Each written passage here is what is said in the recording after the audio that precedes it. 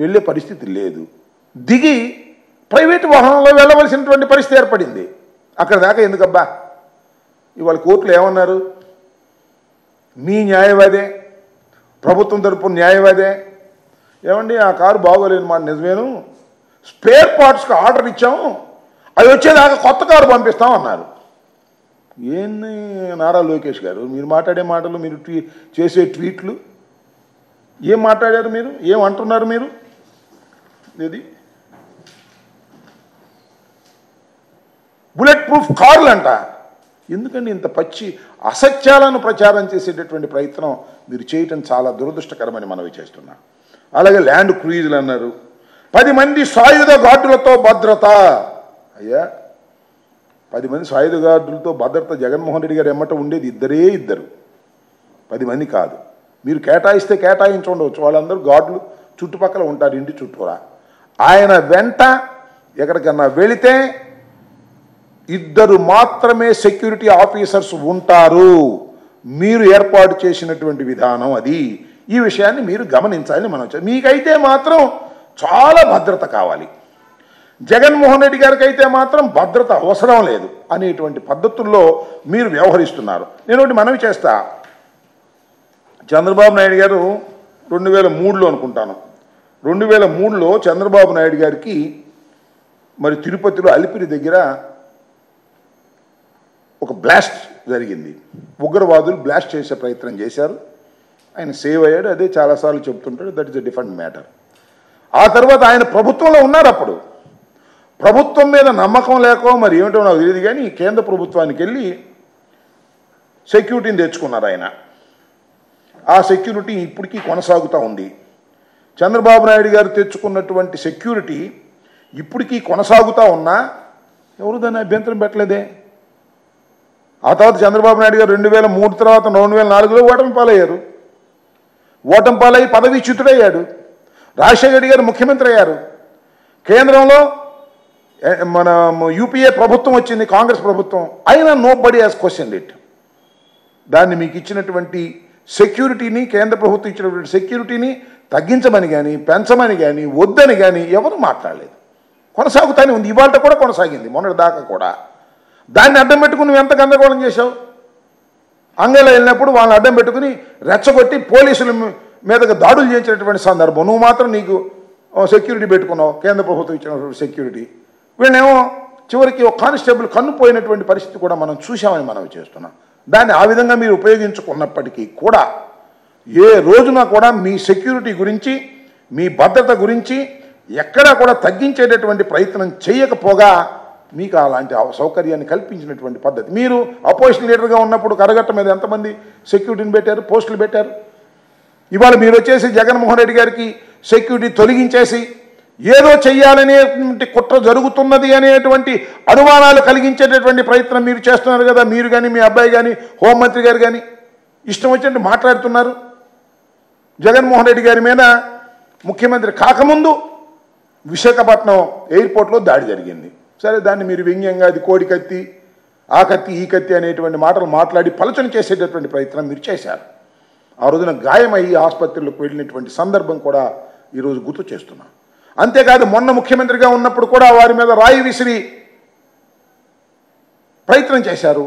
రాయి తగిలింది, గాయమైంది. దాన్ని కూడా వ్యంగ్యంగా మాట్లాడి ఇందా గోబెల్ ప్రచారంలాగా ఈటీవీ, TV5, ABN, ఈనాడు పేపరు, మీరు, మీ అబ్బాయి, హోంమంత్రి, ఇంకో మంత్రి చెప్పి ఏమే అంత బాగానుంది అనేటువంటి ప్రయత్నాలు మీరు చేసి మసిపూసి మారేడికాయ చేయాలనేటువంటి ప్రయత్నం చేస్తున్నారు. జగన్మోహన్ రెడ్డి గారికి ఉన్నటువంటి సెక్యూరిటీని మీరు కావాలని SRC రివిజన్ కమిటీ యొక్క నిర్ణయం లేకోకుండా మార్చి ఇవాళ ఏదో తప్పుడు ప్రచారం చేసేటటువంటి కార్యక్రమం నారా లోకేష్ గారు, ఈ నిక్కర్లు వేసుకునేటువంటి మంత్రి గారు ఈ రకమైన ప్రచారం చేస్తున్నారు. ఆయనకి ఇంకొక విషయం మీరు చెప్పాలి ఈ సందర్భంగా. ఇది చూడండి, నారా లోకేష్ గారు సెక్యూరిటీ ముందు ఎంతమంది ఉన్నారు, వెనక ఎంతమంది ఉన్నారు, ఒకసారి చూసేవాళ్ళు లెక్కేయండి. ఈయనకైతే ఇంత సెక్యూరిటీ కావాలి. ఇంకో విషయం చెప్పనా, నాకు తెలిసినంత వరకు ఇది ఇప్పుడు ఇది కాదు, ఈ ఎన్నికల సమయంలో ఆయన ఇప్పుడు మంత్రి కాదు, ఎమ్మెల్యే కాదు, కేవలం చంద్రబాబు నాయుడు గారి కుమారుడు మాత్రమే. చంద్రబాబు నాయుడు గారి కుమారుడికి మాత్రమే ఇంత కావాలి. ముఖ్యమంత్రిగా పనిచేసినటువంటి వ్యక్తి మాజీ ముఖ్యమంత్రి రాజశేఖర రెడ్డి గారి కుమారుడు, అత్యంత ప్రజాదరణ కలిగిన, క్రేజ్ కలిగిన, ఆకర్షణ కలిగిన జగన్మోహన్ రెడ్డి గారికి మాత్రం డొక్కు కారు ఒకటి ఇచ్చి దానికి స్పేర్ పార్ట్స్ కూడా లేనటువంటి పరిస్థితి కల్పించి ఆయన తిరుగుతూ ఉంటే ల్యాండ్ క్రూయిజర్లు సప్లై చేశామని అసత్యం మాటలు మాట్లాడే దౌర్భాగ్యానికి ఈ ప్రభుత్వం దిగజారటం చాలా దురదృష్టకరమని కూడా ఈ సందర్భంగా నేను చెప్పదలుచుకున్నాను. ఇవాళ తక్షణమే నేను మనవి చేసేది ఏంటంటే, ఒక్కసారి ఆలోచన చేయండి, హుందాగా ప్రవర్తించండి. చంద్రబాబు నాయుడు గారు మాజీ ముఖ్యమంత్రి అయ్యారు, రాజశేఖర రెడ్డి గారు మాజీ ముఖ్యమంత్రి అయ్యారు, మీరు జగన్మోహన్ రెడ్డి గారు మాజీ ముఖ్యమంత్రి అయ్యారు. ఎవ్వరు ఏది శాశ్వతం కాదు, ఎప్పుడు ఏదైనా జరగవచ్చును. బళ్ళు ఓళ్ళు అవుతాయి, ఓడలు బళ్ళు అవుతాయి. చరిత్ర చూస్తే అర్థమవుతుంది. కాబట్టి కక్ష సాధింపుతో దుష్ప్రచారం చేయకండి. 986 మంది జగన్మోహన్ రెడ్డి గారు పేడేసుకున్నాడు అనేటువంటి మాట మాట్లాడుతున్నారు. కేవలం 139 మంది మాత్రమే ఉంటే ఇలాంటి తప్పుడు ప్రచారాలు చేసి జగన్మోహన్ రెడ్డి గారిని పలుచన చేయాలనేటువంటి కార్యక్రమాలు మీరు ఉద్దేశపూర్వకంగా చేస్తున్నారు. లోకేష్ లాంటి ఇన్మెచ్యూర్డ్ పొలిటీషియన్స్ కూడా దీని గురించి మాట్లాడుతున్నారు. దురదృష్టంగా ల్యాండ్ క్రూయిజర్లు 2 ఉన్నాయి, 2 ల్యాండ్ క్రూయిజర్లు, 2 బుల్లెట్ ప్రూఫ్ బుల్లెట్ ప్రూఫ్ వాహనాలు అనేటువంటి మాటలు మాట్లాడటం చాలా దురదృష్టకరమైనటువంటి వ్యవహారం. కాబట్టి జగన్మోహన్ రెడ్డి గారి భద్రతను పటిష్టం చేయవలసినటువంటి అవసరం ఉన్నదని మా అభిప్రాయం.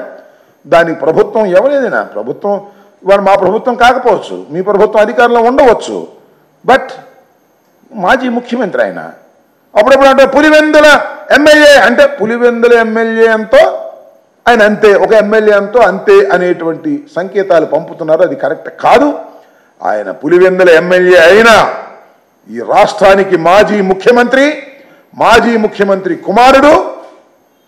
ప్రజలు ఆశీర్వదిస్తే మళ్ళా ముఖ్యమంత్రి అవ్వదగిన కెపాసిటీస్ ఉన్నటువంటి వ్యక్తి జగన్మోహన్ రెడ్డి గారు.